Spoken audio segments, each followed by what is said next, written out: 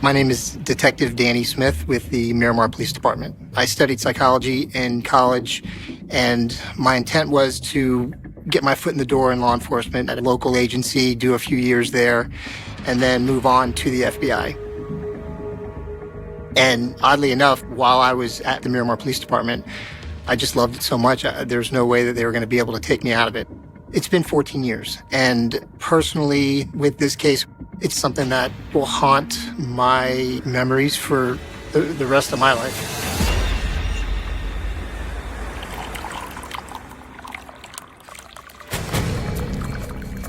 I remember specifically being in our office's homicide unit and having these missing person detectives come in and just pull us aside and go, "Hey, this is what we have. It's a little bit weird. What do you guys think?" The Miramar Police Department has a missing persons case of a 35-year-old woman named Lisa Spence. I'll take a look at it. All right. Lisa's family, they called. They were very vocal in saying there's something that's just not right here.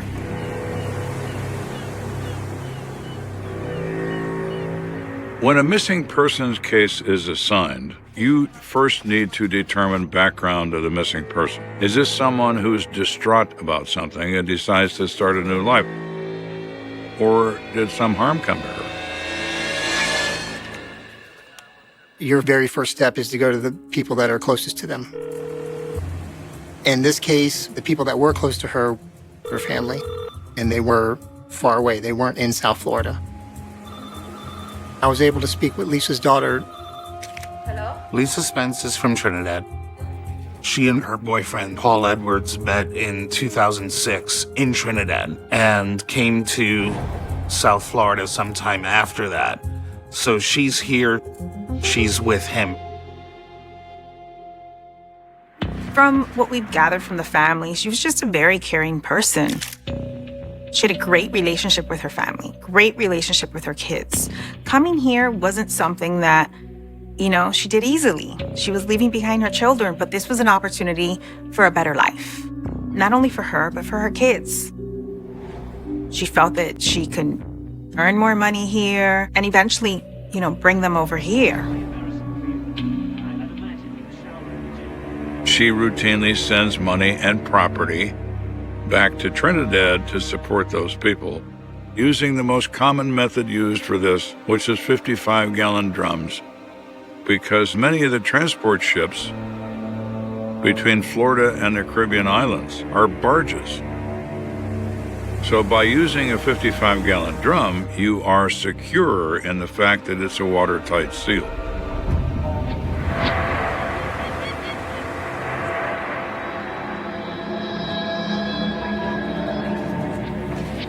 Lisa was very close with her daughter. They were more friends than mother-daughter. They really spoke to each other often and shared in each other's lives constantly. She said that on October 7th, Lisa had called her daughter and explained that she was getting off of work soon and she's going to call her when she gets home. That call never came. All of a sudden, she's disappeared in a puff of smoke.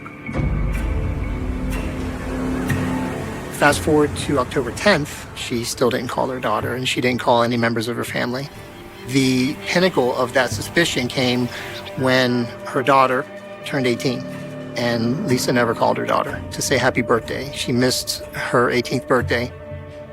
That's not just a red light, that's a solar flare. There could only be one reason that she didn't call home, and that is that she couldn't. We went worst case scenario in our minds.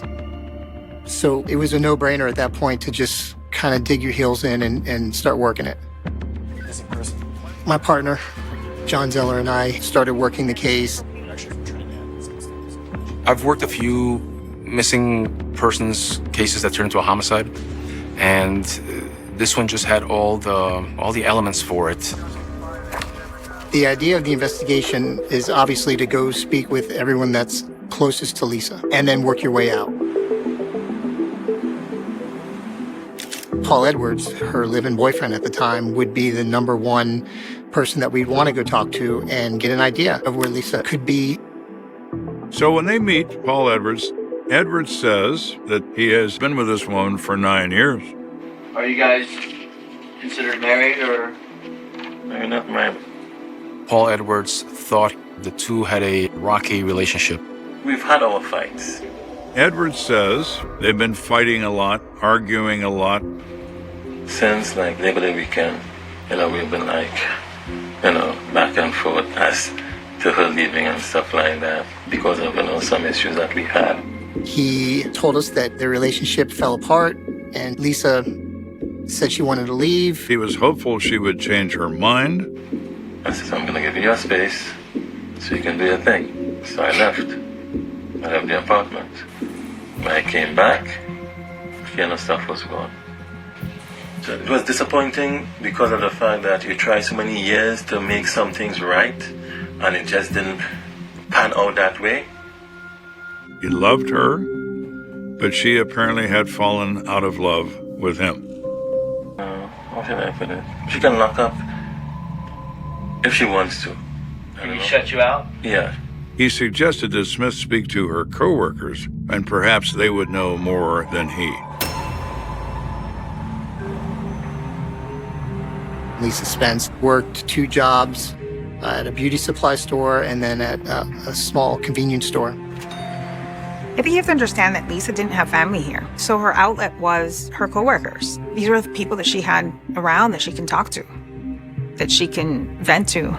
Co-workers love gossip. They engage in it as a sport. They particularly enjoy the dirt. So they're an excellent source of information. Okay, in reference to your employee, Lisa, how long has she been helping you out here at the store? Maybe a year and a half. Has she ever been away this long? No, she never disappeared like that. Her boss had mentioned that he had a check ready for her. However, she never picked up that check, and that to him was not common for her. There is no way she would have left without picking up her last paycheck. It was just odd. When Smith meets with the co-workers, he encounters the same general sense from these people. They're worried that something awful has occurred. He speaks to them further. What else do you know about her? And he gets a very interesting answer from more than one of the co-workers. She told me she has a new boyfriend. Most of them were talking about this other guy that Lisa just started dating. She was really into him. When we see her new boyfriend, we got shocked. Did you ever meet Lisa's new boyfriend? I met him here in the store when he comes. And the co-workers say that this fellow comes to see her every day. Really? That's more than somebody that needs to buy a pack of chewing gum now, isn't it? When hearing about another guy that was in her life, now the number one person that we'd want to go talk to.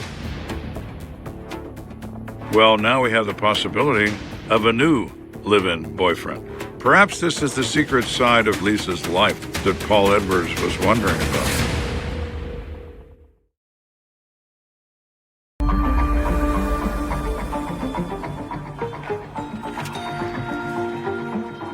So does Lisa Spence have a secret love interest, and it led her to seek a new love nest to live in?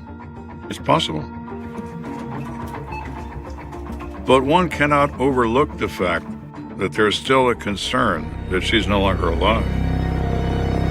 What exactly is going on?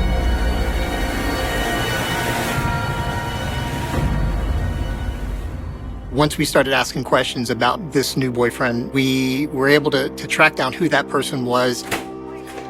The co-workers explain his name is Max Lewis. We were able to touch base with him and get some information from him. Do you remember when the last time was that you spoke to Lisa? Yeah, I spoke to her last Wednesday night when she was at work. She called me, I spoke to her on the phone. Never heard from her since. I'm going to speak to someone, and I assume they're lying to me about everything until I can somehow either be convinced that they're not lying or I can prove that they're being honest. How serious was your relationship? It got serious a few months ago. Okay. Did you guys plan on moving in together? Listen to me, bro. Listen to me carefully. We were supposed to get married. You understand? He had mentioned that even though they had only been dating for probably less than a month, he wanted to marry her. Max implies that she wanted to marry him, but he never really admits that she said those words. Interesting. Jealousy is a very powerful thing. What if Lisa says, I'm done with you? No, you're not. I'm going to see to it that you no longer love anyone, because you're going to die right here and right now.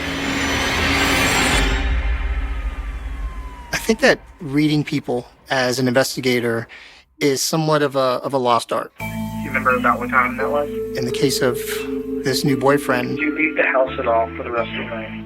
I threw everything at him that I possibly could to try to get him off his game. Okay, and then on Thursday, the next day, And to his credit, he was completely honest with me, in my opinion. do you remember what you did that day? He did tell us where he was that night that Lisa went missing, and we were able to confirm that through the cell phone records. In this case, it corroborated that he was not in the area. We ruled him out as a suspect. So Smith has to ponder all of this. This is what he's learned so far. We still have no evidence of a crime. So what does that matter? Well, maybe Lisa's alive. People will often ask me if finding Lisa was like finding a needle in a haystack, and I say no.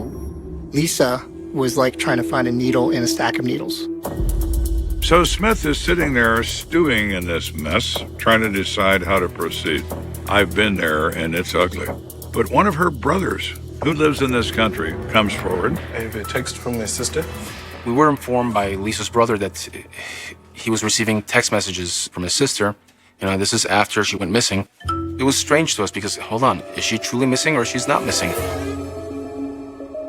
The texts say that Lisa Spence has moved to Jacksonville, Florida, and that she's fine and she's going to work on getting herself together and so on. Jacksonville and Miramar are at opposite ends of the state of Florida. There was a moment of hope. There was a part of me, of course, that was hoping that it was correct and Lisa really was in Jacksonville and she was fine. But her brother says, you know, this is really unusual. She didn't like to text. She would call you if she wanted to speak to you, and that right there was suspicious to him. And his words, that's not Lisa. She didn't send these texts. Something didn't smell right. We want to get to the bottom of this. We want to ensure that either she's alive and kicking or she's not, and either or we'll deal with it as it comes. So at that point, we ended up doing a cell site court order. We wanted to get Lisa's cell sites to see if her device actually was in Jacksonville. Where is this happening at? Okay, is it happening in Jacksonville? Is it happening in Miramar? Is it happening in California? Is it happening in Trinidad? Looking at also the cell sites, we could tell that the phone was nowhere even close to Jacksonville. In fact, her phone had never left the area of Miramar, South Florida. Lisa, Independent of one another, that it was an abusive relationship. Did she ever tell you that he hits her or anything like that? I've heard stories that they have been abused. There was physical violence from Paul to Lisa. He hit her and she called me. That's something that you just can't look past. so it is apparent of your choices available as a suspect in the disappearance of this woman. Paul Edwards rises to the top. So if Mr. Edwards did this, how would he dispose of the remains? A car. The problem with that theory is Edwards doesn't own a car. While we were digging around, we learned that Paul had a car rented to him. Is that a coincidence? No one in the homicide business believes in a coincidence.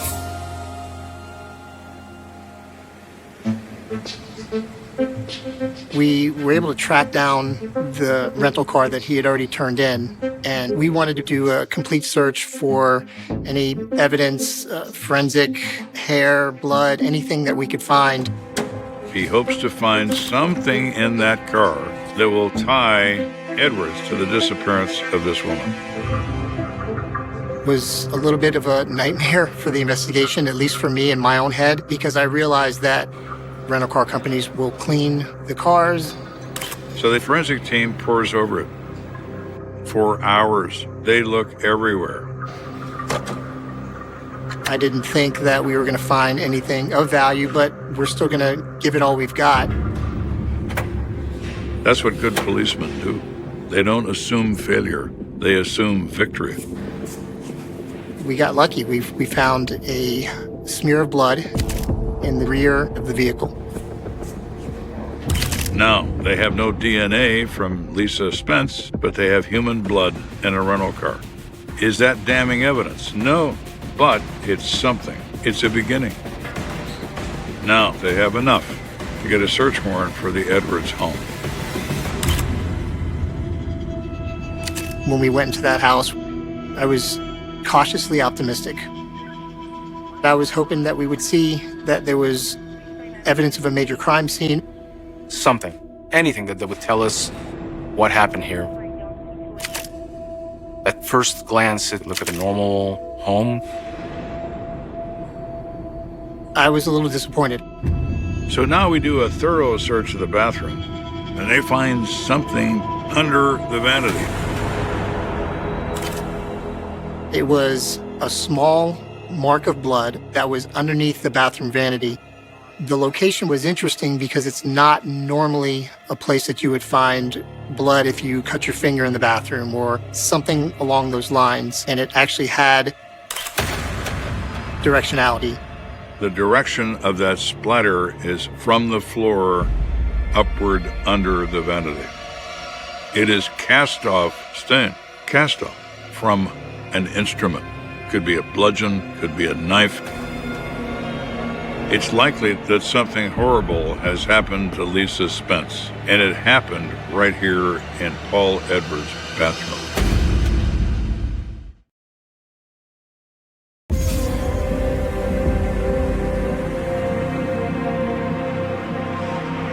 It is a sad fact of humanity that love and murder tie together nicely.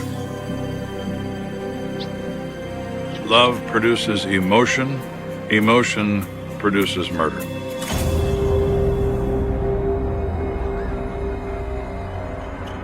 The best piece of evidence I think that we got from that house was blood evidence in the bathroom. That it came from below the vanity to above really shed some light on the fact that this could possibly be a crime scene. If Smith's instincts are correct, Lisa Spence died in her own home. Who else is in this home? Paul Edwards. He has emerged as suspect number one in this case. But we couldn't just go and put handcuffs on him. There was no way to get any kind of DNA from a toothbrush, from a stick of deodorant, a hairbrush. Everything that belonged to Lisa was out of that house at that time. We still have no DNA. There is no body that's been found. So they have circumstantial evidence only, and it's insufficient to proceed to an arrest. But if Lisa Spence is no longer alive, the texts that her brother received from her cell phone were apparently texted from her grave, or texted by someone else who had her phone.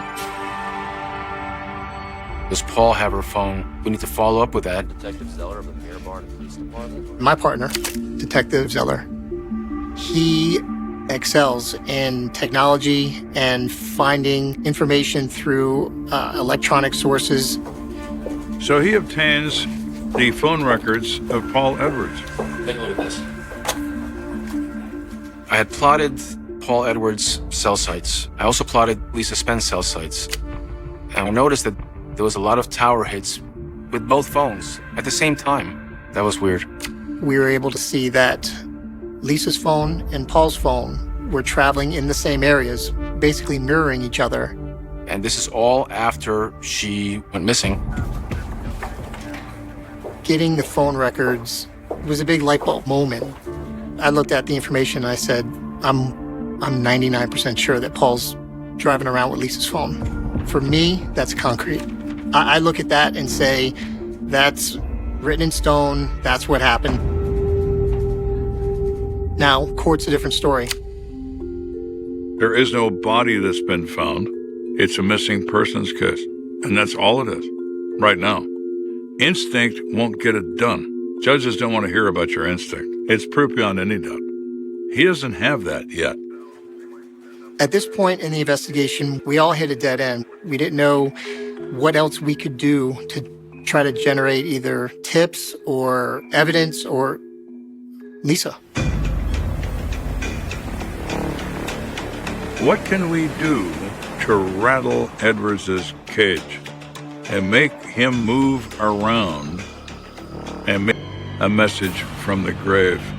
It might set him loose. When someone becomes panicked, they do things they otherwise wouldn't do. Fear is your friend when you're a policeman. Make someone afraid. One of the ideas that Danny came up with was to clone her phone. Interesting. You buy a phone and you do a court order to that phone company saying, can you please transfer Lisa's telephone number to this brand new phone that we bought? And in essence, when I send a text, it would say, text from Lisa, from her cell phone.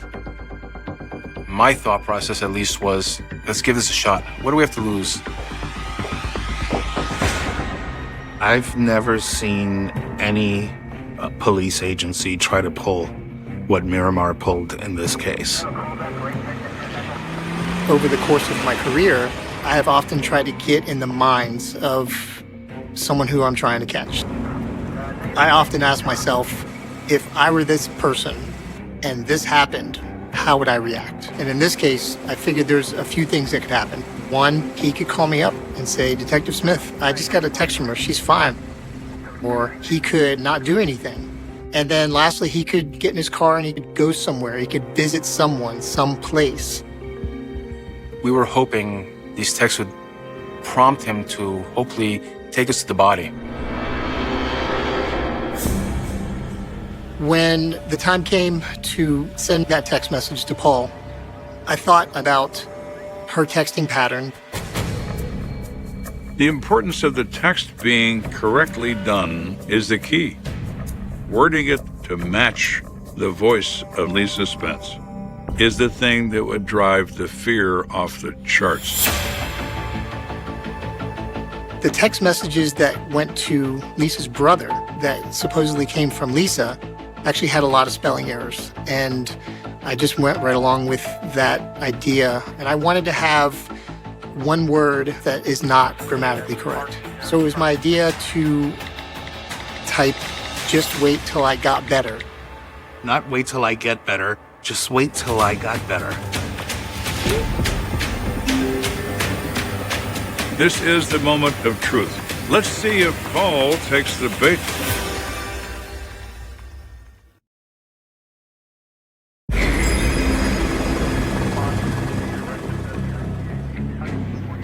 This surveillance team is laying in wait to see what Paul does when he gets a text from the grave. This idea of sending a text from a clone phone was, to use a football analogy, a Hail Mary. Did I think it was going to work? No, not even a little bit. Did I have to give it a shot? Yeah, absolutely. I think that Smith's plan was brilliant. Do something different. Do something no one will expect. Smith's taking a chance. We had aerial surveillance, vehicle surveillance. We had basically our entire detective bureau in unmarked cars ready to go. It was a massive operation. We waited, and we waited until I started to get a little bit nervous because there was no movement. It was just radio silence. In the first hour after the text is sent, nothing happens. The second hour comes and goes. But in the third hour, Edwards goes mobile. He gets in another rental car that he has, and he begins to drive. The surveillance kicks off, the helicopter spots the car, everything is working. We wanted to see where he goes. He was driving erratic. He was making some turns and then some U-turns again. He does all the things people do when they're trying to see if they're being surveilled. In an operation like this, I think one of the most important things is don't get made. Don't let him know that we're following him, that we are interested in where he's going, because that will defeat the purpose of everything we're trying to do.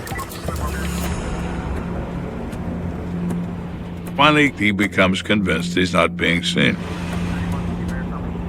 So at that point, it's a matter of writing down areas near where he was traveling that would be a great place to dump a body. He passed by a number of vacant fields, a number of different areas with high grass or trees. He went to many different places, but one of the places was an area in Miami Gardens, which is the city that is just south of us. He drove up to this residence, stopped briefly. We could see that he did speak to the person that was at that residence and turned around and left. Well, we might as well go talk to this person. She gave an interesting story. So I was kind of surprised that he even showed up today. She said that she was friends with Paul, and Paul was going to install an appliance, but she found it weird that Paul showed up at her house. She didn't have the appliance yet, and she didn't make those plans yet with him. So they think that's kind of odd. Hey, look at that field. But at that moment, they look to the left of the place, and they see a vacant field. So you have this bunch of big trees that are over there and junk. It looks like a dumping ground. There's couches out there and tons of garbage. It's a good place to hide something in plain view. Maybe it wasn't Edward's purpose to talk to this individual. Maybe it was his purpose to look at this field to make certain whatever he put there was still there.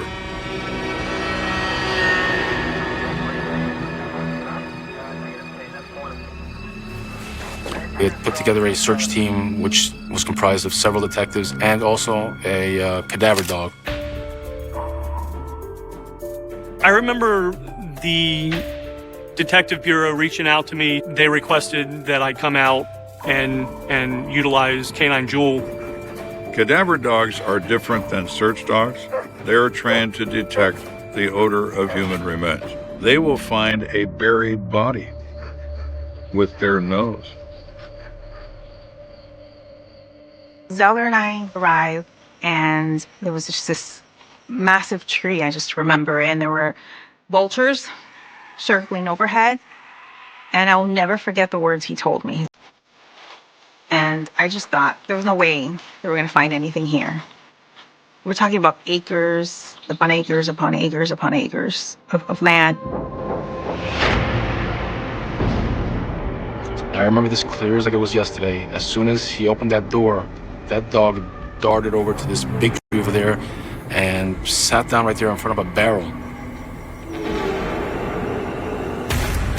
Canine Jewel started going into changes of behavior to target odor. And I'm like, oh my God, we have something here.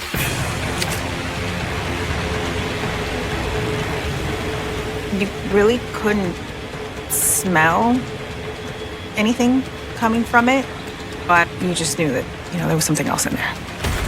Whatever is in this barrel is human, or at least it was.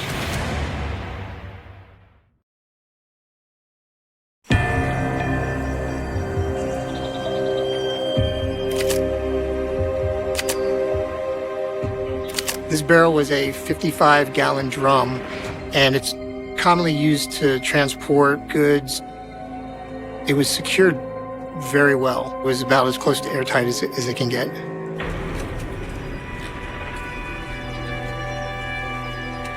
we had made the determination, it's best not to open it here. Let's have the barrel transported to the Miami-Dade Medical Examiner's office, and it would be opened over there.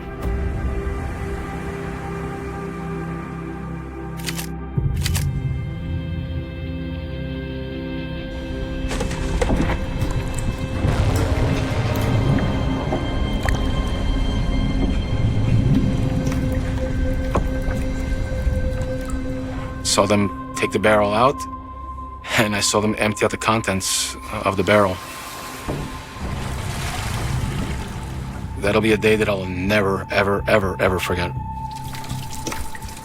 I have done this, and it is a very unpleasant affair. The stench was something that I had never smelled before.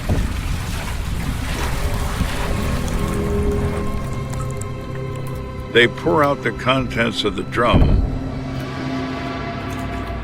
It contains the remains of a black female. There was a lot of decomposition that was happening. The obvious injury was the decapitation. There was no head in the barrel, so it was just a body from the neck down. We have 95% of a body, but not the last 5%. It's important to now try to identify this person. So there was a good indicator that this was probably going to be Lisa, but we couldn't be sure yet until we did the actual DNA testing. John Zeller and I went down to Trinidad, and we took DNA swabs from Lisa's daughter, and we ultimately bring that back to our labs down here and then compared to the DNA from the body that was found in the barrel. When we get the lab reports back, we're able to determine that the body in that barrel is in fact Lisa Spence. In the opinion of the medical examiner, the body had been dead for approximately 6 weeks. There were minimum 33 stab wounds. This was personal. You are stabbing them 33 times. You don't want to kill them. You want to punish them. They are responsible for your rage, and you're getting even every time you feel that blade go in their body. My personal opinion, the amount of stab wounds, I believe, put her to the point where she was almost decapitated. I do not believe that was done in order to get her in that barrel. Whoever did this was some violent monster.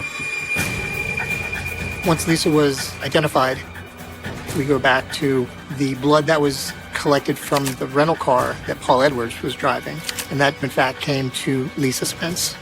The blood in the bathroom was also found to be blood belonging to Lisa Spence. At that point, we had enough to effect an arrest. The evidence against Mr. Edwards is overwhelming. It's him, nobody else. It's just him. It was satisfying to put the handcuffs on him and let him know verbally, you're under arrest. I was hoping that I could ask a number of questions that I wanted answers to. But there's no possibility for that. Edwards immediately demands an attorney. He makes no statement. He was taken to jail. It was simple and a very quick ending to a long investigation. So one has to assume that certain things took place in that event that caused the untimely demise of Lisa Spence. I believe that the crime occurred in the home shared by Paul and Lisa. Lisa's family says Paul was a controlling boyfriend who demanded the presence of Lisa Spence 24 hours a day. And the time he left her alone was when she was at work.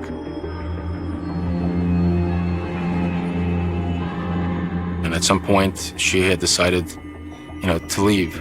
Based on the available evidence, the likely scenario is that Paul Edwards loses control, rage fills up his mind.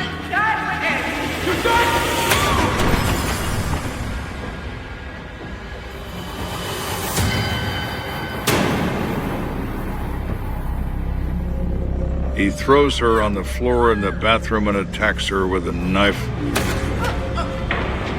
and stabs her repeatedly, so much so her head falls off. The ultimate rage murder.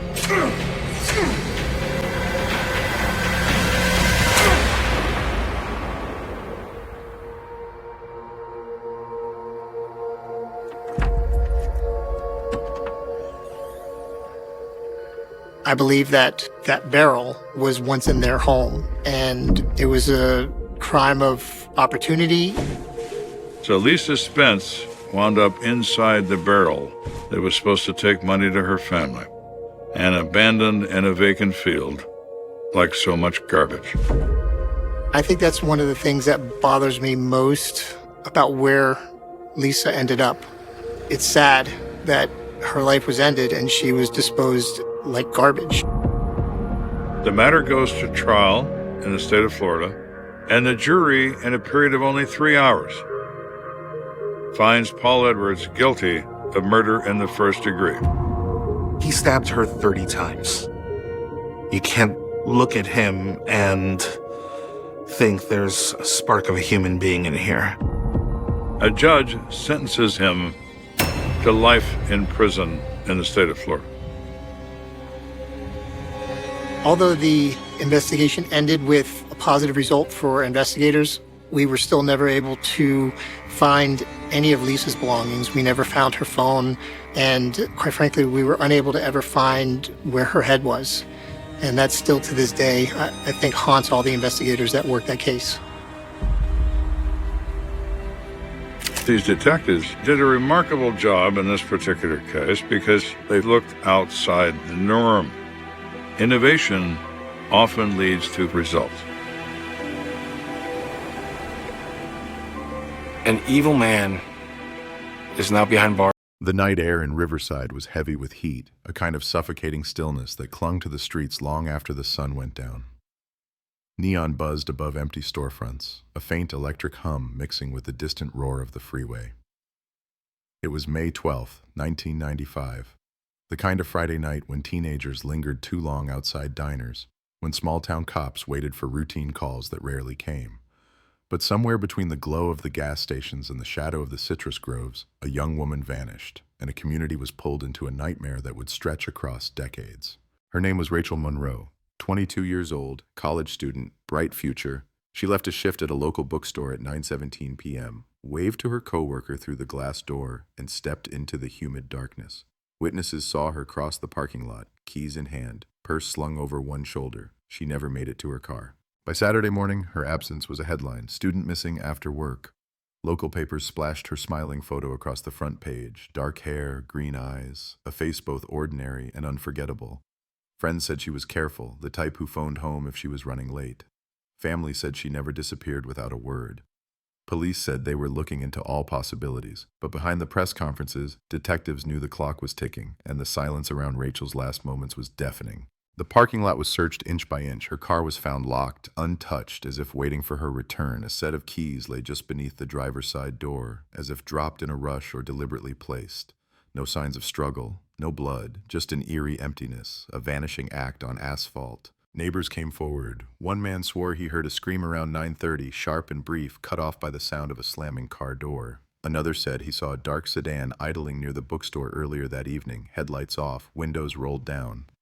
A young woman jogging on the opposite side of the street claimed she felt someone watching her from the shadows near the grove.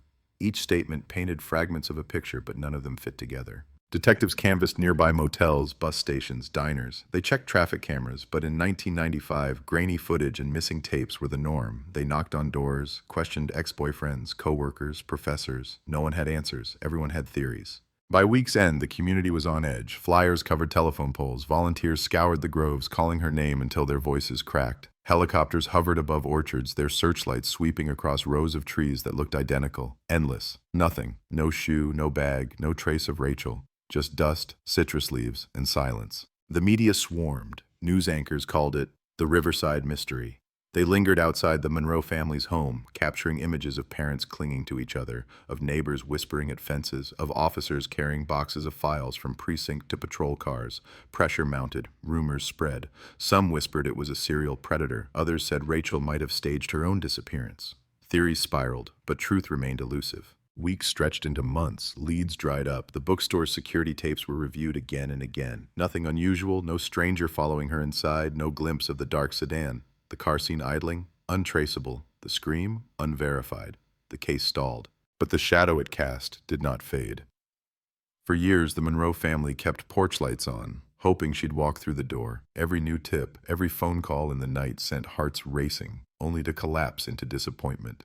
Candlelight vigils burned year after year. Each anniversary reminded the community of the hole in its fabric, of a young woman who simply vanished into California heat. And yet, somewhere in those dusty files, hidden among the interviews and overlooked evidence, a secret waited. A fragment of truth overlooked in 1995.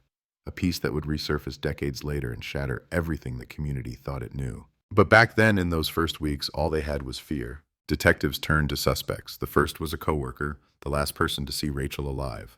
He told police he watched her walk out, saw the parking lot empty, thought nothing of it.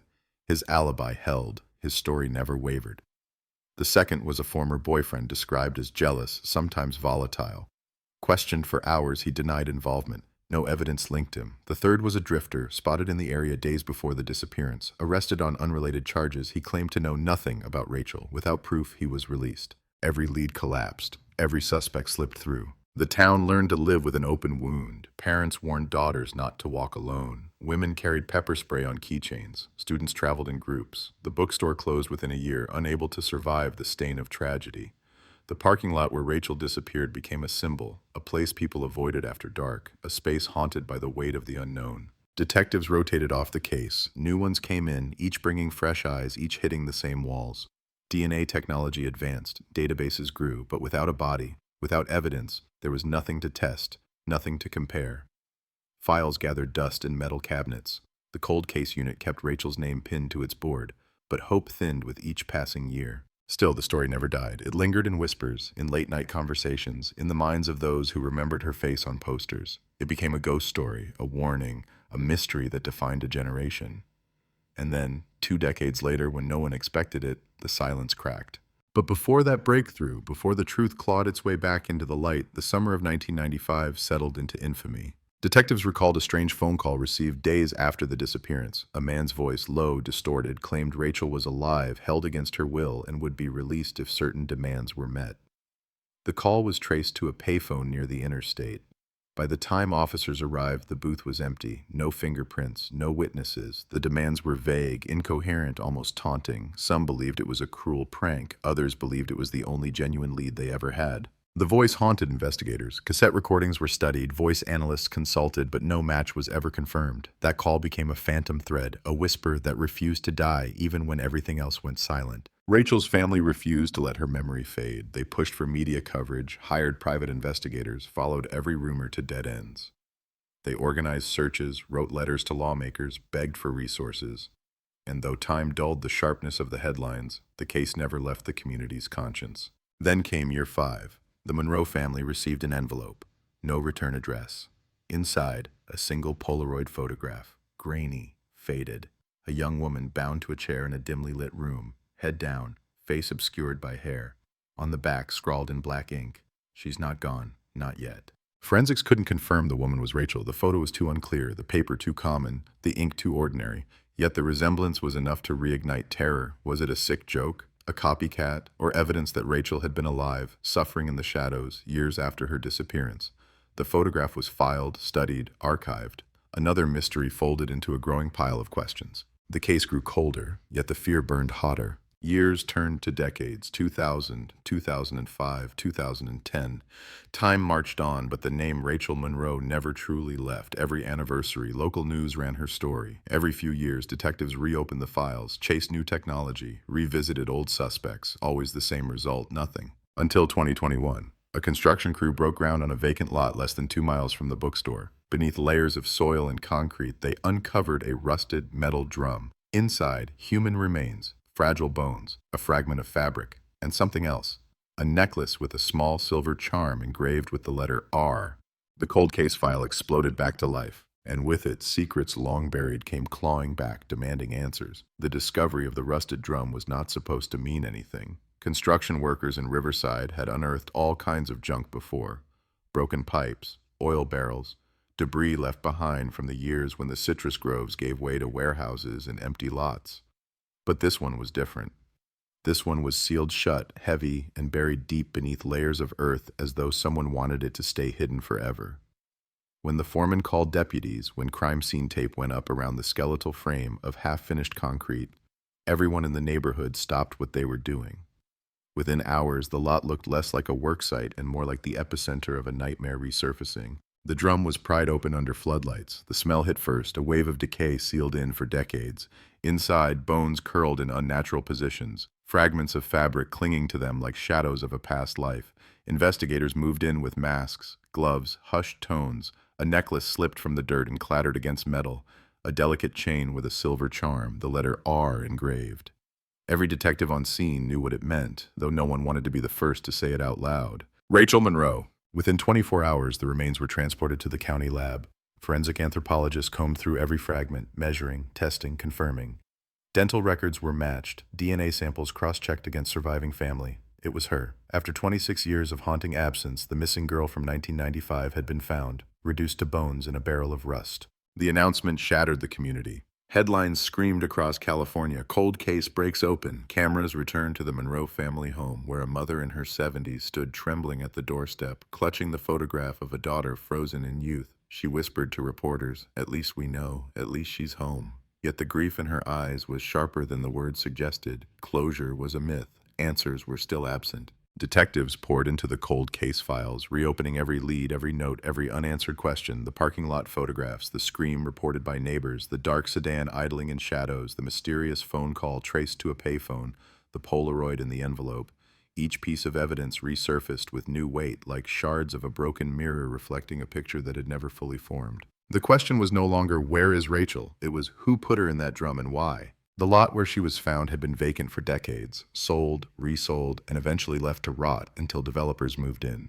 Records showed that in 1995 it was an empty patch of dirt owned by a local businessman with no criminal record. He was questioned, cleared. But who had access? Who could bury a drum in plain sight and walk away without anyone noticing? Detectives retraced ownership of the property. Names surfaced. Contractors, tenants, employees, dozens of people connected to the lot across the years. Most were dismissed quickly. Some had alibis, others were long dead, but one name stuck. A man already mentioned in 1995, dismissed then for lack of evidence. A drifter with a record of petty theft, assault, and vagrancy. He had disappeared from Riverside not long after Rachel vanished. His name was Samuel Holt. Holt was known for odd jobs, living out of his car, bouncing from county to county. He was picked up by police several times for trespassing and disorderly conduct, but always slipped through the cracks. In 1996, he left California altogether. For years, he vanished from records. When investigators dug deeper, they discovered he had resurfaced in Nevada under a new alias, drifting through small towns, working under the table, staying invisible. When the news broke about Rachel's remains, Holt's name lit up databases. He was 70 now, frail, living in a trailer outside Reno. Detectives arrived unannounced. Cameras caught the raid. Uniformed officers surrounding a rusted mobile home, dogs barking, neighbors gawking from porches. Inside, Holt sat in a recliner, television flickering blue against his face, as though time had not touched him. He was arrested on suspicion of murder, but Holt denied everything. In interrogation rooms, he sat calm, almost detached, insisting he didn't know Rachel Monroe, had never set foot near the bookstore, had no idea why his name appeared in old files. Detectives pressed him about 1995, about Riverside, about the vacant lot where the drum was found. He shrugged, claimed faulty memory, claimed decades blur together when you've lived on the edge of survival. "You got the wrong guy," he said over and over. But investigators weren't convinced. The necklace was tested, traces of soil on the fabric were analyzed, tiny fibers embedded in the bones were studied. One lab report returned with a chilling detail. Remnants of duct tape adhesive still clung to fragments of Rachel's ribs. Another showed chemical residues consistent with industrial solvents, hinting at attempts to destroy evidence before sealing it away. The method was deliberate, organized. Whoever did this had knowledge, patience, and intent to erase. Holt had a history with solvents. Old arrest reports mentioned him working in auto shops, using chemicals to strip paint. He had access, he had opportunity, but did he have motive? Detectives dug further. In 1995, Holt had been living less than 3 miles from the bookstore in a rundown apartment complex later demolished. Neighbors remembered him as strange, always watching, always drifting around after dark. One recalled him driving a dark sedan, a detail that matched the mysterious car witnesses described idling in the lot the night Rachel vanished. Circumstantial, fragmented, but the pieces began to align. Then came the break. DNA samples were pulled from the duct tape residue. Technology that hadn't existed in 1995 now gave investigators precision. Weeks later, results came back, a partial profile. Not enough for a clean match, but enough to suggest a link. When compared against Holt's DNA, taken during booking, it lit up. Not definitive, not absolute, but damning enough to keep him behind bars. The trial loomed. Prosecutors framed Holt as a predator who stalked Rachel that night, snatched her before she reached her car, silenced her scream, and sealed her fate in a barrel buried close enough to mock the entire investigation. Defense attorneys argued the evidence was flimsy, the DNA incomplete, the case circumstantial, built on fear and coincidence. They pointed to the Polaroid, a haunting detail never tied to Holt, a photograph that suggested others might have been involved. They claimed police were desperate to close a file that had haunted them for decades. The courtroom overflowed, reporters filled rows. The Monroe family sat front and center, faces etched with grief and rage. Every word was broadcast, dissected, consumed. But even as the trial unfolded, unanswered questions festered. Who made the phone call days after Rachel's disappearance? Who sent the Polaroid years later? Was Holt acting alone, or was he part of something larger, darker, hidden beneath the surface of a quiet California town? Some detectives believed Holt was a convenient scapegoat. Others swore he was guilty, that the DNA was the smoking gun. But doubt hung heavy in the air. Outside the courthouse, protesters gathered. Some demanded justice for Rachel, chanting her name, holding signs with her photograph. Others shouted about wrongful conviction, about holes in the case, about the danger of burying the truth beneath an easy answer. Inside, testimony was raw. Forensic experts detailed the drum, the duct tape, the soil. Witnesses recalled seeing Holt's car. A former cellmate claimed Holt once bragged about making people disappear. But cross-examination shredded credibility, painted memories as faulty, motives as self-serving. And through it all, Holt sat silent, stone-faced, a man either guilty of monstrous crime or condemned by coincidence. The verdict would not come for weeks, but already the case had shifted from a mystery of disappearance to a battlefield of doubt, suspicion, and rage. And as whispers spread through Riverside, as neighbors relived the terror of 1995, one chilling question echoed louder than all others. If Holt wasn't the one, then who was still out there? The courthouse air was heavy, charged with tension that seemed to seep from the walls. Reporters jostled for space, cameras hovered, the sound of shutters clicking like rapid gunfire. Every face turned toward the man at the defense table. Samuel Holt, gaunt, gray-haired, unmoved. He sat in silence, arms crossed, as though the world had already made its decision and he was merely enduring the performance. The prosecution wasted no time. They painted Holt as a drifter who stalked young women, lurking in parking lots, watching from shadows. They displayed the rusted barrel before the jury, photographs enlarged across screens, the bones, the necklace, the fibers of duct tape clinging like silent testimony. They recounted Holt's history, arrests for trespassing, suspicion of assaults never proven, the car witnesses remembered. Piece by piece, they built a mosaic of menace. The defense struck back with precision. They reminded jurors that memory fades over decades. They showed studies proving eyewitness accounts decay like old film, colors shifting, shapes blurring until truth is no longer truth. They asked if Holt was guilty, why had no one seen him with Rachel? Why had no fingerprints been lifted? Why had the Polaroid, mailed years later, never been tied to his hand? They leaned on science, pointing out the DNA was partial, incomplete, a ghost of a match rather than a definitive strike. The jury shifted in their seats. The battle was not one of facts alone, but of emotion, of which story they believed. Meanwhile, the Monroe family sat through every word. Rachel's mother clutched tissues, her knuckles white, eyes fixed on the photographs of bones laid bare in sterile trays. Rachel's brother stared at Holt, his jaw tight, his rage carefully caged. For them, this was not about science or legal maneuvering. This was about the girl they had lost, the 26 years of silence, the nights haunted by a door that never opened again. Witnesses took the stand. An elderly neighbor described Holt loitering near the bookstore weeks before the disappearance, his stare fixed on Rachel as she laughed with friends. A mechanic testified Holt often carried barrels in his car, always moving junk, always hiding things. A former cellmate swore Holt once whispered about a girl in California who would never be found. The courtroom gasped. Yet under cross-examination, stories cracked, memories faltered, motives were questioned. How much was truth, how much invention, how much desperation for attention? Then came the evidence, the duct tape. A forensic scientist stepped forward, voice measured, confident. She explained how adhesive can trap DNA, how time and decay erode it but fragments remain. She showed the jury the charts, the markers, the profile aligned with Holt's. It is not absolute, she admitted, but it is consistent. The defense seized on those words. Not absolute. They pressed the scientist, asked if the DNA could belong to someone else. Yes, she conceded. The possibility exists. The courtroom erupted. Some jurors scribbled furiously. Others looked unsettled. The Polaroid returned like a specter. Projected on the wall, it froze the room. Rachel's terrified face, eyes wide, mouth gagged, the gray cinderblock wall behind her. The prosecution argued it was Rachel's last hours, that Holt had taken the photo as a trophy. The defense demanded proof. Where was the camera? Where was the wall? Where was the evidence that Holt had ever touched the film? Silence followed. The image remained unexplained, a haunting piece of the puzzle no one could place. And so the trial became a stage for fear. Outside, news anchors called it one of California's most chilling cold case revivals. Protesters lined sidewalks. Some carried signs declaring justice for Rachel. Others raised posters with Holt's face, marked with the word innocent. The city was divided, torn between the hunger for closure and the terror of uncertainty. Inside, the jury listened as detectives took the stand. They described the night Rachel vanished, the frantic searches, the weeks combing fields, rivers, alleys. They described the moment the barrel was unearthed, the smell, the sight, the shock. They spoke of Holt's history, his proximity, his lies about his whereabouts. But cracks showed, records had been lost, timelines were incomplete. Key evidence had been mishandled in 1995. A deputy admitted a box of files had been water damaged and destroyed. The defense smiled, pounced. How can you convict a man, they asked, when the state can't even keep its own evidence intact? Yet there was one more revelation. A retired detective, hair white, voice gravelly, came forward with a forgotten detail. In 1996, a tip had come in. Anonymous, male voice, distorted. The caller had claimed Rachel was buried where the trucks park. The detective admitted he had dismissed it, chalked it up to a cruel prank. But the lot where the barrel was found had indeed been used by truckers decades ago. The courtroom froze. The implication was clear. Someone had known. Was it Holt calling to taunt or someone else entirely? The defense used it as fuel for doubt. If someone else knew, they said, why is my client on trial alone?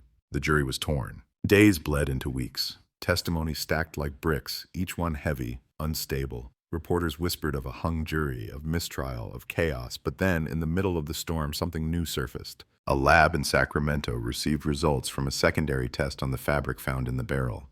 The fibers matched uniforms worn by a security company in Riverside in the mid-90s, a company Holt never worked for, but one that employed men who patrolled the vacant lot at night. Detectives scrambled, subpoenas were issued, old records dragged into light. One name appeared again, a guard fired in 1997 for misconduct. His file contained complaints of harassment, trespassing, violence. His address at the time, less than a mile from Rachel's home. The courtroom buzzed with rumors. Had investigators focused on the wrong man? Was Holt a scapegoat while another predator roamed free? The judge silenced speculation, but the seed had been planted. Reporters spread the story like wildfire. Headlines screamed, "New suspect in cold case? Trial in turmoil." The Monroe family looked stricken. Was justice slipping again, just when it had seemed within reach? The jury was instructed to disregard outside noise, but whispers seeped into deliberation rooms, into the very marrow of the case. And still the Polaroid lingered. Who took it? Who mailed it? Why? The trial continued, but the story had shifted. This was no longer just the case of Samuel Holt. This was about the possibility of something larger, a network of secrets buried in Riverside soil, masked by decades of silence.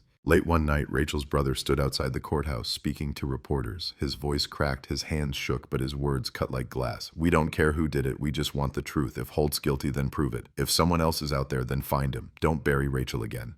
The cameras captured it. The clip aired across the state, and the pressure on investigators doubled overnight. Inside the courtroom, Holt finally spoke. For days he had sat silent, impassive. Now he leaned forward, voice gravelly, words slow. "I didn't kill that girl," he said, "but I know who did." The room erupted. The judge banged his gavel, demanding order. Reporters leapt to their feet, pens flying. The jury stared, wide-eyed. The Monroe family froze. Holt said nothing more. He leaned back, folded his arms, and fell silent again. It was a bombshell with no fuse, a confession without confession, a statement that deepened the mystery rather than solved it. The trial hurtled forward, but the case was no longer about certainty. It was about shadows, about the terrifying possibility that the truth of 1995 was still buried, deeper than anyone dared to dig. And as the city held its breath, as the jury prepared to decide the fate of an old man in a recliner, Riverside itself seemed to tremble under the weight of a question that would not die. If Holt wasn't lying, then who else's hands had sealed that barrel shut? The house on Willow Creek Road remained locked in silence, its windows boarded, its walls yellowing with neglect, the mailbox rusting with years of unopened letters, a time capsule sealed by fear. For neighbors, it had become a scar, a place they avoided mentioning by name, just pointing and whispering as though even sound might wake what was buried there. But in the files of the county sheriff's office, it was not just a house, it was evidence. It was a crime scene frozen in time, full of unanswered questions that weighed like lead. Back then, the summer of 1995 had ended with a storm, the kind that rattled rooftops and carried the smell of damp earth across the valley. Inside that house, a life had ended, suddenly, brutally, leaving traces too thin, too fragile, for the technology of the time to decipher. The case slipped into darkness, catalogued and shelved, stamped with the cold word, unsolved. Detectives walked away, careers ended, families grieved, and yet the silence screamed louder with each passing year. One by one, witnesses moved, suspects aged, memories blurred, and the whispers in the community turned into ghost stories for children who dared to ride their bikes too close to the boarded door. It became folklore, the house of the missing girl, the place where screams had once been heard but never explained. But in 2020, a young investigator with a stubborn streak reopened the file. She wasn't there in 1995, wasn't part of the original team, didn't carry their fatigue. She came armed with something they never had, advances in forensic science that could pull secrets out of dust, recover voices from silence. In the evidence locker, sealed in a brown envelope, lay a fragment of cloth, once dismissed as useless. It carried stains, barely visible, and a faint trace of hair too fine to analyze with the tools of the 90s. Now, under the sharp eye of modern DNA sequencing, it was no longer useless. It was a witness that had been waiting 25 years to speak. The result hit like a detonation, a profile, a match in the national database, a name. Not the one anyone expected, a man who had lived quietly in another county, who had no violent record, no public scandals. He had blended in, married, divorced, worked construction, even attended church potlucks. He had shaken hands with deputies during community fairs. Nobody thought of him, nobody suspected him. But the science pointed directly at him, sharp, undeniable, merciless. Detectives moved in silence. They tracked his routine, the streets he drove, the grocery store where he bought coffee, the bar where he sat alone. Cameras followed, notes filled, patterns emerged. And as they watched, the past unfolded like a shadow crawling back into the present. Neighbors recalled odd details. Back in the summer of '95, he had vanished for 2 days, returning with scratches on his arms, claiming he fell during a job. He had burned something in a barrel behind his mother's house, flames that licked high against the night sky. No one had asked, no one had pushed. In small towns, people mind their own business, and that silence had bought him decades of freedom. When investigators finally knocked on his door, the man looked ordinary, too ordinary, but his eyes carried something cold, like a door slammed shut behind them. They asked questions. He denied, laughed, shrugged, but when the warrant came and the swabs were taken, the walls of denial cracked. The DNA screamed louder than his words. Yet still, one question remained. Why? Why her? Why that night? The files held no motive, no connection, no reason for the horror that unfolded inside that boarded house. And as detectives pressed, the man said nothing. He sat still, expressionless, as if silence itself was his final weapon. For the community, the arrest was a shockwave. Old fears resurfaced. Those who remembered the night in '95 spoke again, trembling. The sound of sirens that never explained themselves. The image of police cars blocking the street. The endless nights of parents pulling children closer, locking doors earlier. It all came back, as though no time had passed. The boarded house, once ignored, became the center of attention again. Reporters stood in front with microphones. Camera crews lit up the street. Strangers drove by, slowing down to stare. It was no longer folklore. It was real. It was back. And in the sheriff's office, the young investigator stared at the board of photographs, notes, strings, questions. The science had given them a name, but the truth, the real human truth, remained buried. A crime solved on paper, but not in the heart. And the whispers didn't stop. They grew louder, because deep down everyone wondered, was this really over? Or had they only touched the surface of something darker, something still hiding in the quiet streets of California, waiting to be unearthed? The courthouse doors slammed open with the weight of decades. Reporters crowded the steps, their voices colliding. Microphones thrust forward like weapons. Flashbulbs cut through the afternoon haze, illuminating the man in handcuffs as deputies escorted him inside. For the first time since 1995, the case had a face, a body, a suspect standing under the hard lights of justice. But behind his blank expression, the questions multiplied. Inside, the courtroom felt colder than the outside air, walls painted sterile beige, the echo of every footstep amplifying the tension. The community filled the benches, faces lined with memory, some with anger, some with fear, many with confusion. They wanted answers. They wanted the hole in their lives explained. But the man at the defense table gave them nothing. No twitch, no flicker, no remorse. He just stared, as if he were a shadow dragged unwillingly into the sun. Prosecutors laid out the evidence like puzzle pieces on display. The cloth fragment, the hair, the DNA, the reconstructed timeline. They showed photographs of the house, black and white stills of rooms that smelled of decay, corridors that had held screams. The jurors shifted uneasily, each picture a blade cutting deeper into their nerves. But defense attorneys pushed back hard. They spoke of contamination, of old evidence degraded by time, of broken chains of custody. They argued that memories faded, that neighbors' testimonies blurred after 25 years. They painted the picture of a man caught in the gears of progress, a victim of technology reaching backward to brand him guilty. And in the silence between arguments, the suspect sat still, his eyes locked not on the jury, not on the judge, but on some point far away, as if he were staring straight back into 1995. Outside the courthouse, the town was split. Some said justice had finally arrived, that science had done what humans failed to. Others whispered doubts, afraid that the wrong man sat on trial while the real killer had vanished long ago.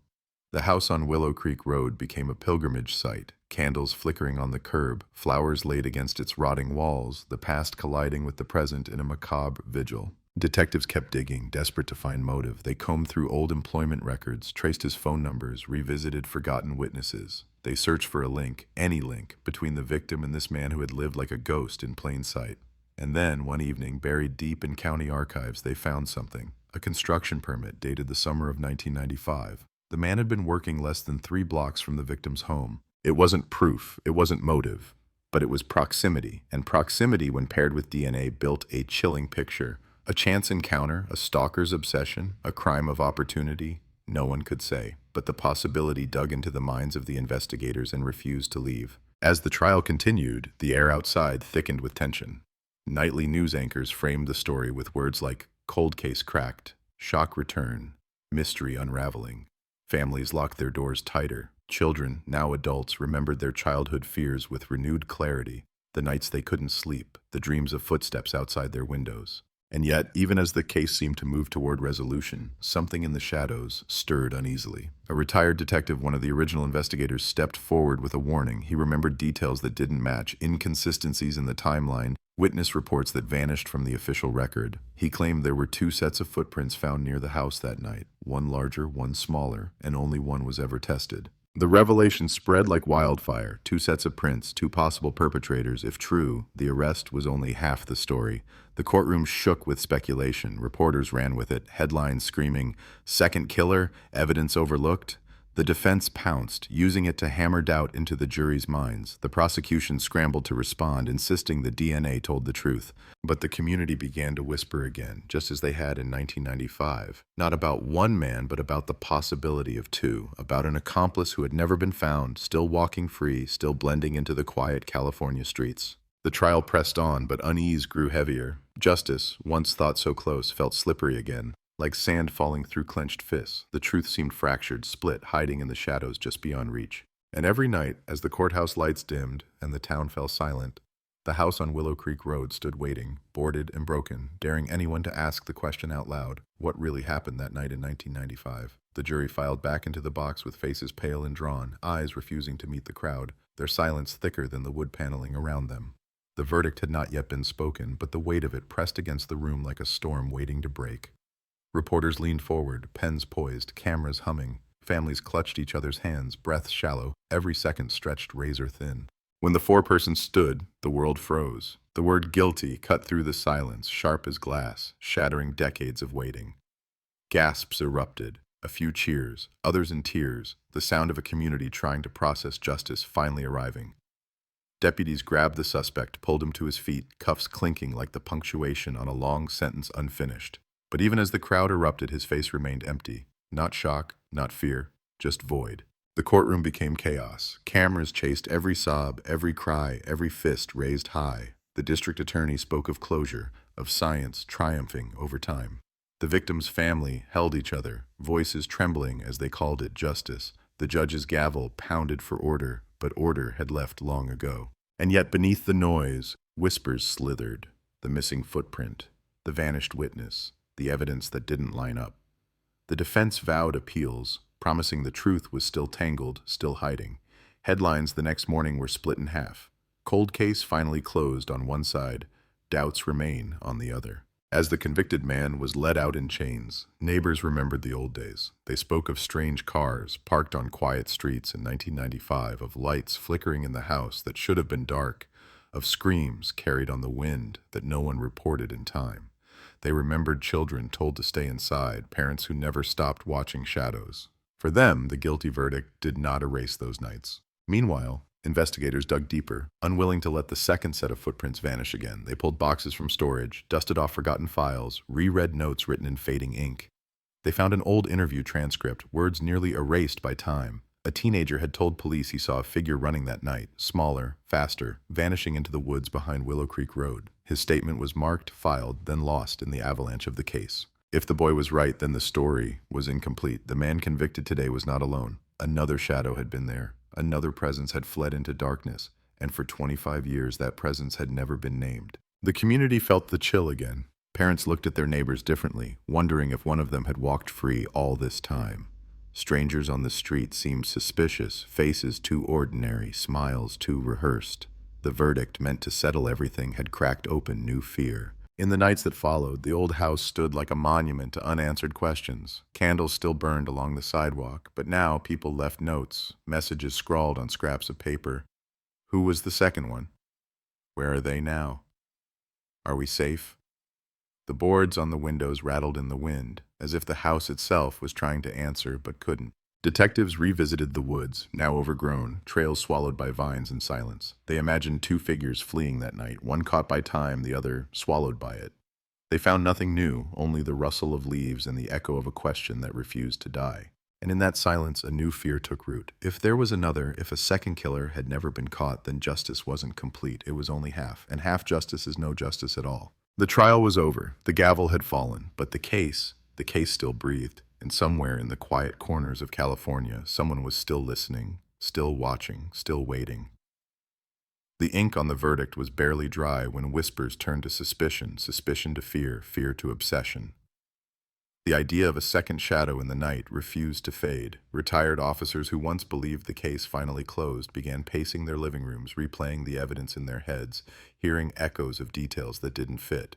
Two sets of prints, two figures fleeing, two lives bound to one crime scene, but only one man in chains. Detectives in the present day launched a parallel investigation, quiet, unofficial, digging through boxes stacked like tombstones in the county archives.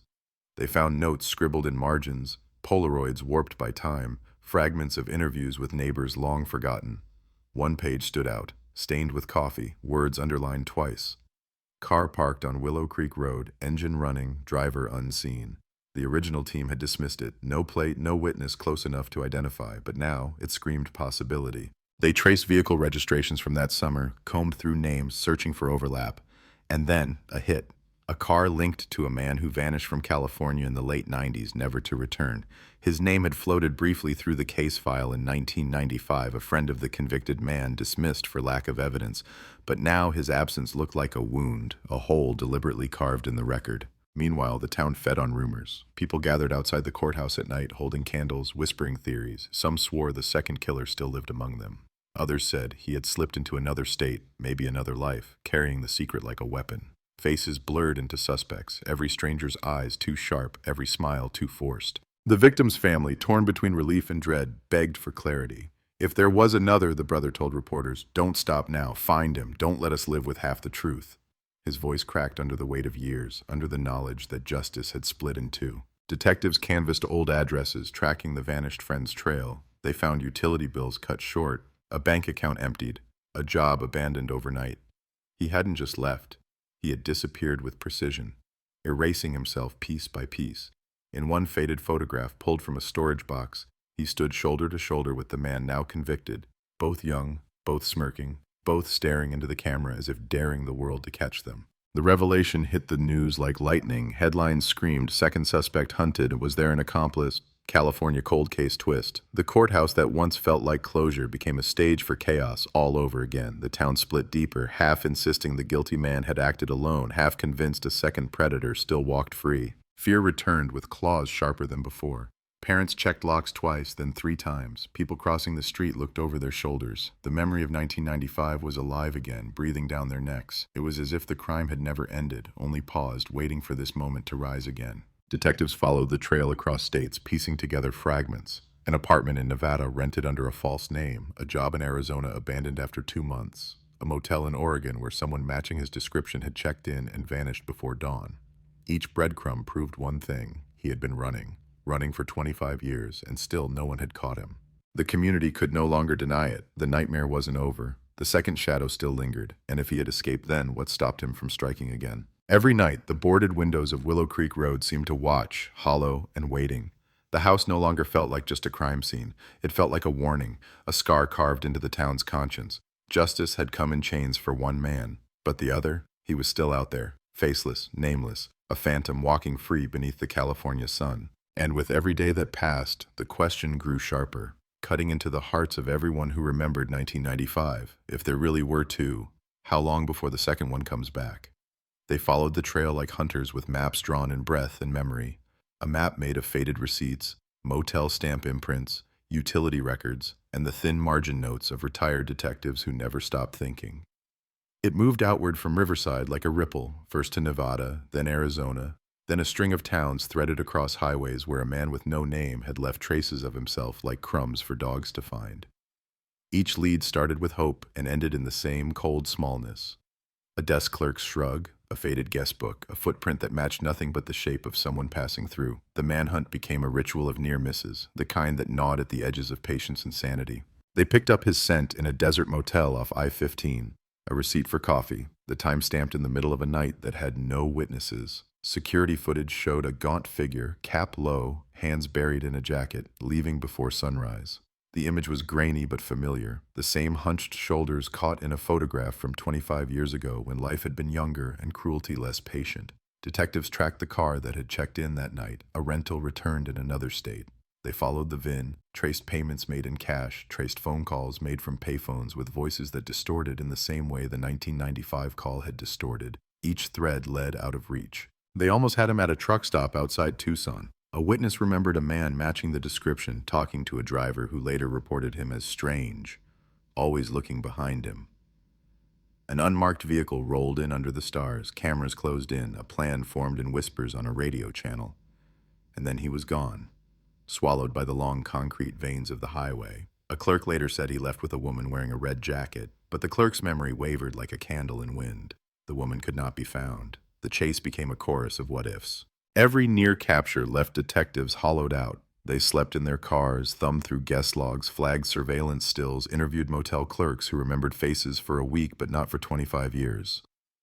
Sometimes leads returned nothing but silence, as if he had evaporated, as if someone had zapped him clean of history. Other times they found evidence so small it made their palms sweat. A cigarette butt tucked in a planter box, a grocery bag with a cashier's stamp from a town in Oregon, a gas station receipt with a time that almost matched the gap in their suspect's alibi. They pieced together routes, predicted movements, yet always watched him slip past like a misremembered line in a long-forgotten song. The FBI offered resources. Cell phone pings were nothing more than blips from older towers, service logs that blurred with time and corporate deletion. A facial recognition search returned thousands of possible matches and no certainty. He was a ghost who learned to wear the wrong face at the right moment, who knew when to cut a drive short and when to leave a trail long enough to mislead. He became a lesson in patience for the new generation of detectives who thought science would solve everything. Science solved some. Intuition closed the rest. But intuition was a fragile thing, prone to snap under pressure. The trail grew colder and colder until the map of the chase looked like a scatterplot of dead ends. Yet every so often a call would come in, an anonymous tip, a tipster's voice swallowed by fear or pride, and hope would crack open again. One call placed him in a Rust Belt town working nights at a warehouse. The address led to a building with no security cameras and a superintendent who said he had seen a man fitting the description, but couldn't be sure. A neighbor said she thought he waved once, not to be friendly, but to seem known. Detectives arrived with warrants. The warehouse was empty, but for the echo of footsteps, and a locker opened to reveal old clothing, not his, but tagged with a name he had once used. It was almost nothing, and yet, for those officers standing in the dust, it felt like proof that he had been there, that he had left breadcrumbs to make hunters look foolish. Sometimes the chase ran through the small rituals of human life. A funeral, a high school reunion, a homeowners association meeting. Places where someone tries to be ordinary and in doing so leaves themselves visible. A waitress in a roadside diner remembered him because he paid for a child's meal once. He had a kind face that didn't fit his eyes, she told investigators, handwriting hurried, coffee cooling beside her. The kindness made him human, which made the criminal possibility worse. A man who could be gentle and monstrous, who could sit next to you on a bench and watch the sunset and still carry a dark inside him that had no moral center. They found a photograph in a pawn shop in Sacramento. An old snapshot of a backyard barbecue. He was in the background, unremarked, leaning against a fence. Someone recognized him from the photograph. An ex-girlfriend who had recorded his name in a high school yearbook she kept for reasons she could not explain. Her memory unlocked a decade of itinerant work records, stints on oil rigs, days in a sawmill, summers laying track for a utility crew. He'd always moved where work moved, always when the seasons demanded it. He'd had no fixed name that stayed with him. He had been many names, none that mattered until now. Every recovered detail built a mosaic that was not a portrait but a map of movement. The kind of life that borrows anonymity from busy highways and the indifference of strangers. Detectives followed those lines across state borders, coordinated with local sheriffs, sent out bolos, and posted grainy photos on online forums where armchair sleuths matured into something like help. Tips poured in from people who thought they had seen him 5 or 10 years ago, sitting quietly on a bench at a fair, working in a carpet mill, laying tile in a town 1,000 miles from Riverside. Most were dead ends. A few sent them down corridors that looped back on themselves, ending in a motel with the lights off and a room that reeked of someone who had left in a hurry. Near captures took their toll. In one town, a cross-state task force cornered a man who breathed like the suspect, who wore the same cheap jacket, who had the same scar along his knuckle from a forgotten knife. They cuffed him and booked him, hearts beating hard with the pulse of victory. And then a lab result cleared him. The relief was hollow. The officers who had led the bust swore they would remember his face forever. Later they admitted to questioning whether the world was simply crueler than they wanted to believe. They had been chasing echoes. The hunt changed people. Detectives who had once been steady began to snap at spouses, lose sleep, forget birthdays. The Monroe family lived every day in secondhand grief, and the prospect of a second predator still loose frayed nerves into threads. Rachel's brother spent nights driving back roads, flashlight in hand, voice hoarse from calling names no one answered. He stopped sleeping in the house where he had grown up, instead spending nights in his truck near the lot where the drum had been found. If he felt ridiculous, he hid it behind a sheen of anger. Then, almost unbelievably, a break, an informant in an Oregon town. A man with his own history of petty crimes and a grudge against someone who had lied to him. Recounted a story of a man who had confessed to killing a girl in California years before while drunk at a bar. The informant knew the man had left town after the confession. He even drew a crude map of a place where the man said he buried a secret. Detectives chewed on the lead. It was fragile, but human memory is all they had.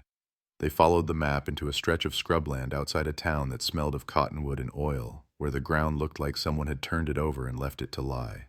They dug with shovels and willpower, and hours under a sun that burned impatience into skin. They found nothing. The failure settled heavy as a stone. Each non-result hardened resolve. If he was smart, he had learned the art of erasure. If he was cruel, he had learned to enjoy the hunt more than the capture. Either way, he was a lesson in patience and in the cruelty of time. Yet the manhunt continued, because the alternative, to stop, to let him drift into anonymity forever, felt worse than any failure. They laid traps, sent undercover officers into bars and laundromats, partnered with border patrols to watch renting agencies. They monitored public records for new identities. They reached out to the public with grainy posters and phone numbers asking for vigilance. "If you think you've seen him," a sheriff said in a televised plea, "call us, don't be afraid." The plea was both command and prayer. And somewhere out there, under a different sky, a man who had learned to move through other people's lives felt the world tilt. He did not have to be clever to survive. He needed only the world's habit of forgetting. But the men who had chased him across states were learning not to forget, and learning, too, that some monsters can only be tracked down by an army of persistent memories and the slow, obsessive work of people who will not let a name vanish. The chase stretched into months, then years, a long wire pulled taut between the past and the present. Each near capture taught the hunters something new. Each dead end tightened the net. The man who had slipped through 1995's fingers found himself chased by a collection of stubborn, ordinary citizens and lawmen who would not accept that the past could swallow justice without consequence. And in the quiet hours when radios stilled and motel lights blinked off one by one, detectives kept watch because the one thing they knew was this: given enough time and enough determination, even ghosts can be cornered. The town's silence was shattered when the coroner's report landed on the sheriff's desk. Years of whispers now had flesh and bone, ink and blood. The report confirmed what many feared but few dared to say. The remains belonged to 19-year-old Emily Carter, a girl who vanished in the summer of 1995, swallowed by the night without leaving a trace. And now, 30 years later, her story rose from the dirt in a blaze of headlines. Cold case cracked open. Identity confirmed. Secrets no longer buried. The revelation detonated across California like a shockwave. Newspapers printed her face again, the same soft smile that once lit up a high school yearbook, now framed by the word victim. Television anchors repeated her name as if summoning a ghost. The community froze. Memories long locked away dragged themselves back into daylight. Teachers remembered the empty chair in class. Friends remembered the laughter that vanished. Parents in town clutched their children closer. The sheriff's office was besieged by calls, each one dripping with anger, grief, or desperate tips that had gone unheard decades earlier. Detectives knew what had to follow, the hunt for the killer. But the trail was old, scattered, corroded by time. Witnesses had aged, memories blurred, evidence degraded. Yet one thing stood sharp. Emily's bones told a story of violence. Fractures on the ribs, signs of restraint, trauma that matched nothing of an accident. It was murder, deliberate and cruel. And suddenly the shadows of 1995 loomed again. The investigation's focus turned back to the people who had once been questioned, suspects who slipped through the cracks of a less precise era. An old boyfriend, Jason Miller, resurfaced in the files, a young man with a temper, known to drink, known to fight. In 1995, he swore he had nothing to do with her disappearance. His alibi, shaky then, now looked paper-thin. Detectives revisited every page, every transcript, every forgotten detail. His name came alive again, circled in red. But the years had changed everything. Jason was no longer the reckless kid on the football team. He was a middle-aged man, a father of 3, a mechanic with grease-stained hands and a quiet life on the outskirts of town. When the investigators arrived, knocking on his door, his eyes widened. Shock, fear, or guilt. No one could tell. The past had caught up, and it was merciless. News vans parked outside his home within hours, their cameras hungry for a shot of the man now branded prime suspect. Neighbors whispered behind curtains. His children hid from the lights. His wife clutched his arm as he swore to anyone who would listen that he was innocent. "I didn't kill her. I loved her. We argued, yes, but I never touched her." His voice cracked under the pressure, but the echo of his denial sounded fragile against the roar of public opinion. Still, the detectives pressed. They searched his garage, his car, his yard. Dogs sniffed the soil, luminol sprayed across the floor, and though no weapon was found, though no blood lit up in the dark, the suspicion only deepened. Because one small box hidden in the attic changed everything. Inside, old photographs of Emily, some torn, some folded, some covered in scrawled notes. Phrases like "forever mine" and "no one else." The discovery chilled investigators. It painted a portrait of obsession, of a young man who couldn't let go. The media went feral. Headlines screamed, "Boyfriend tied to cold case murder." Commentators speculated wildly. The community, already shaken, demanded an arrest. The sheriff's office, under fire, hinted that charges were possible. But in the evidence locker, the truth remained less certain. The box proved fixation, not death. And without DNA, without a direct link, the case teetered on the edge of collapse. Meanwhile, whispers spread of another figure, another man who had vanished from town soon after Emily did. A drifter named Cole Harris, known for working odd jobs, sleeping in his truck, haunting the outskirts of the community. He had been questioned once in 95, dismissed when no link could be made, but his record, assault, burglary, violence in other states, resurfaced with menace. Detectives now wondered if the wrong man had been left behind while the real predator fled. The pressure cooker boiled. 2 names, 2 possible monsters, one locked in the spotlight, the other lurking in the shadows of history. And Emily's family, watching from the front row of this storm, could only ask one question: who killed her? That night, as the investigation widened, search warrants flew out like bullets. Jason Miller's past was dissected. Phone records, old journals, letters, school files, every argument with Emily magnified, every witness re-interviewed. People recalled seeing him angry at a party, throwing a bottle against the wall. Others claimed he was jealous of her new friends, her dreams of leaving town.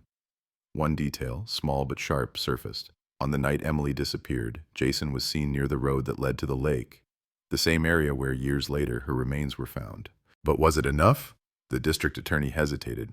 Circumstantial, thin, risky. A trial without a body once failed. A trial with only bones and memories could fail again.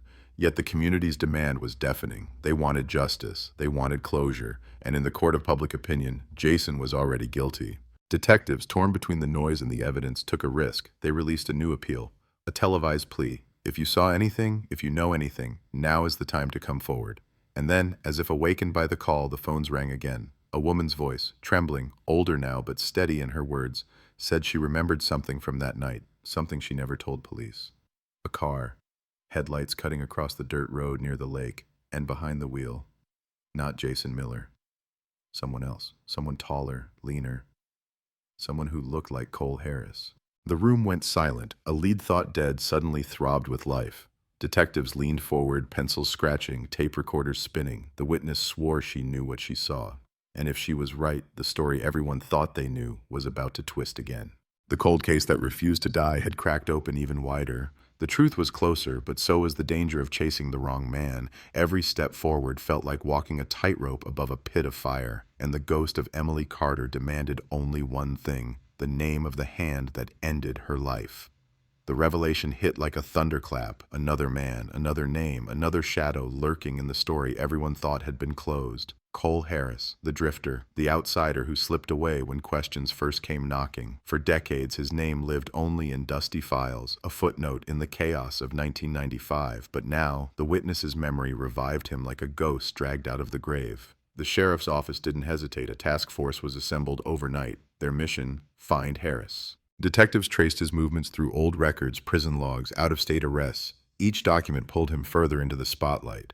Assault in Nevada, burglary in Arizona, a bar fight in Oregon that left a man bleeding in a parking lot. Violence wasn't new to him, it was his currency. And then the trail went cold. No records, no addresses, just silence, as if he had melted into the cracks of America. Meanwhile, Jason Miller's world crumbled. He walked to his mailbox under a storm of cameras, reporters shouting accusations. His children wept in schoolyards where classmates whispered the word killer.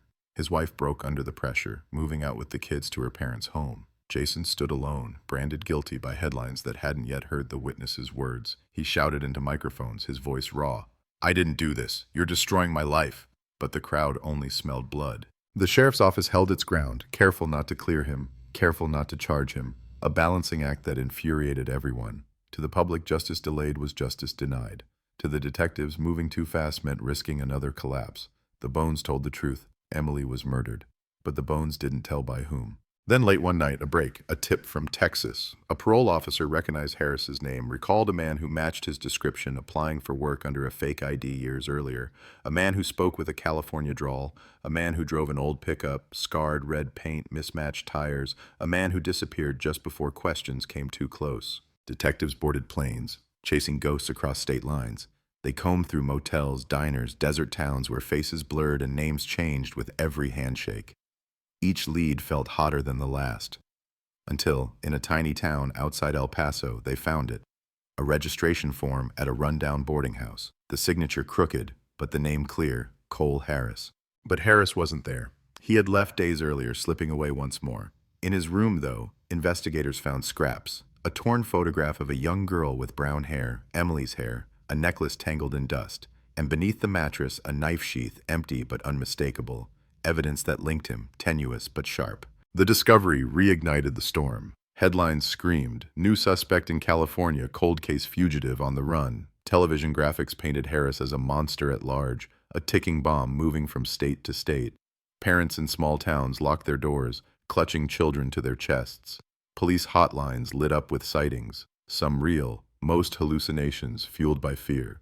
Every tall, thin stranger in a bar became a suspect. Every shadow in a parking lot felt like him. Back in California, Emily's family watched the drama unfold with eyes hollowed by decades of waiting. Her mother, frail now, spoke softly to reporters. "I don't care which one it was. I just want the truth. I want to know who took my daughter and why." Her voice cracked, a plea that pierced through the noise.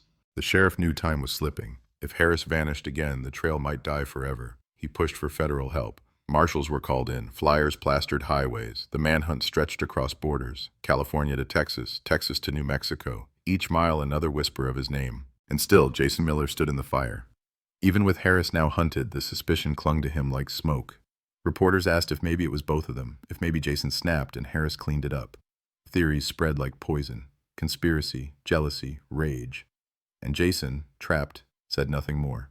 His silence only fed the storm. Then came the twist no one saw coming. A fingerprint, pulled from the torn photograph found in Harris's room. Scanned, digitized, matched against the database.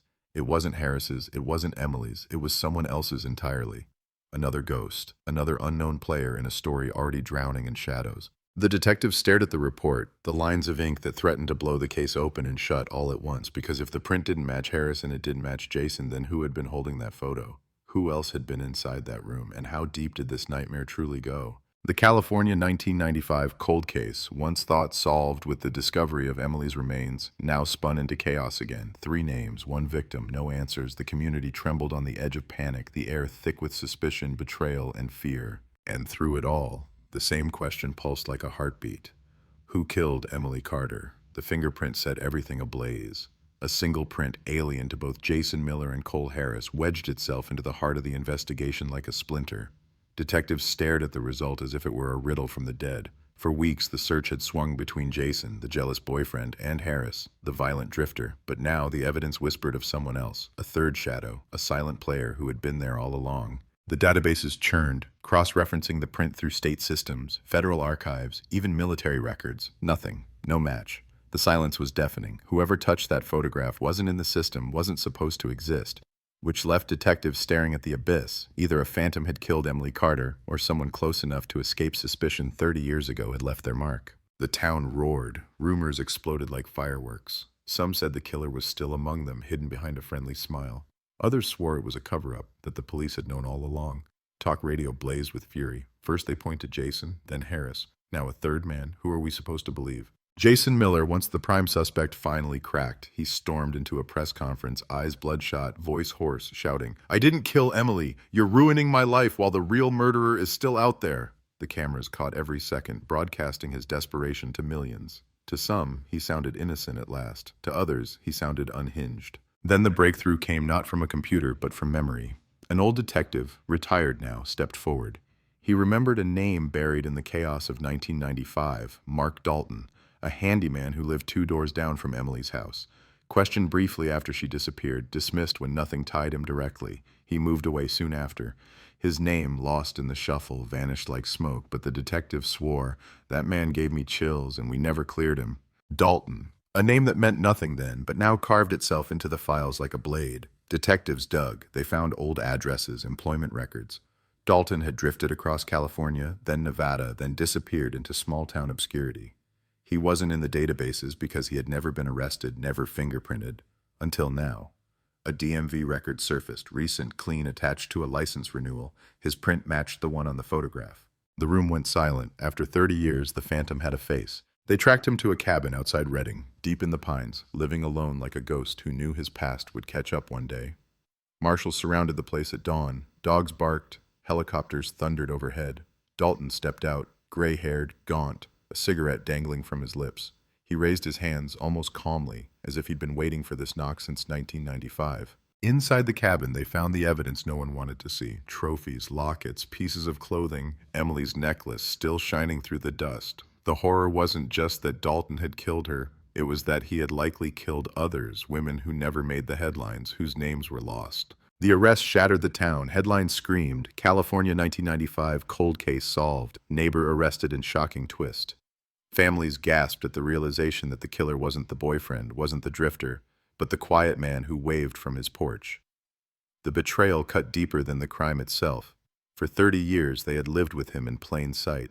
Jason Miller, cleared at last, stood outside his wrecked home. He wept, not for himself, but for Emily, for the years stolen by suspicion. Cole Harris, still missing, became a footnote, a violent man unrelated to the murder but forever stained by his own sins. And Emily's family, after decades of waiting, finally held the name of her killer.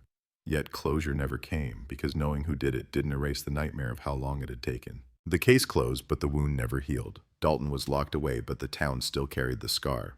People asked themselves, how did we not see him? How did he live among us, unnoticed, untouched, while we blamed each other? In the end, Emily Carter's story wasn't just about a murder. It was about silence, about the danger of forgetting, of letting years blur truth. Her ghost haunted California not because justice was denied, but because justice arrived too late.